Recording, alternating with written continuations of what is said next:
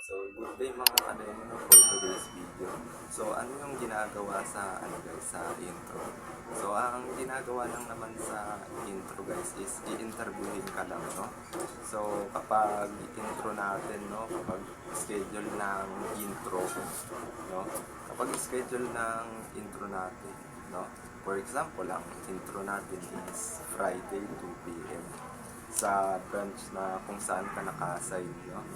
So, ang schedule kasi niyan Monday, Wednesday, and Friday ang guys, ang schedule ng intro, no? So, sa intro, ang dadalhin lang naman natin is yung checklist, tapos intro letter, tsaka yung resume din. So, itong tatlo lang ang guys, yung dadalhin natin sa kapag mag-intro tayo sa sa branch ng SM kung saan tayo naka-assign na SM branches guys, no?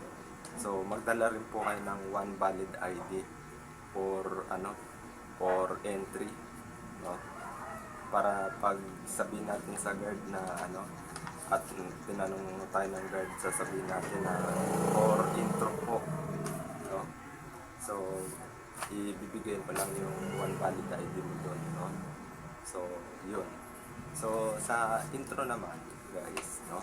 Sa intro is i-interviewin ka lang ng SEO or ng DM. Hindi ko kasi sure kung ano na ba ang ngayon, kung DM na ba or SEO pa rin ba ang nag-interview, no? So, yun. So, sa lahat ng mga dyan, sa lahat ng mga mag-i-intro sa SM dyan, is pwede kayong magtanong sa mga kasama yung sa mga kasama yung mag-i-intro, no? Kapag natapos sila, pwede kayong magtanong na kung ano yung mga interview or yung mga tinatanong ng SEO or ng DM, no? Para malaman nyo rin, no? Para malaman nyo kung no? Para magkaroon kayo ng ideya, no?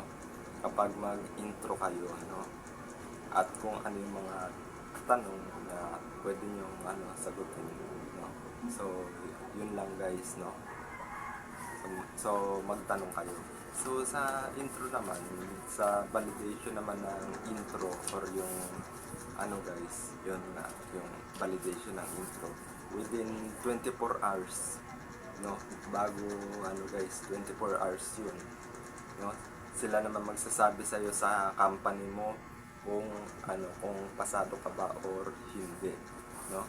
Within 24 hours, sila mag-i-email doon sa company, tapos yung company mo naman is sila ay magme-message sa'yo kung pasado ka or hindi, no? So kung pasado ka naman, make sure 100% na guys, na pasado ka sa intro ng SM. Kasi pag once na pasado ka, pwede ka mag-proceed ng pagre-requirements, no?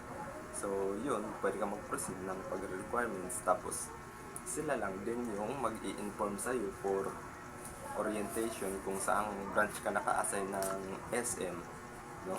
Sila lang yung mag-i-inform sa'yo kung kailan ka mag-orient doon sa sa branch na kung saan ka naka-assign na SM guys, no? So, yun lang, maraming salamat, and follow nyo lang ako Academy Vlog page sa aking Facebook, YouTube, and TikTok.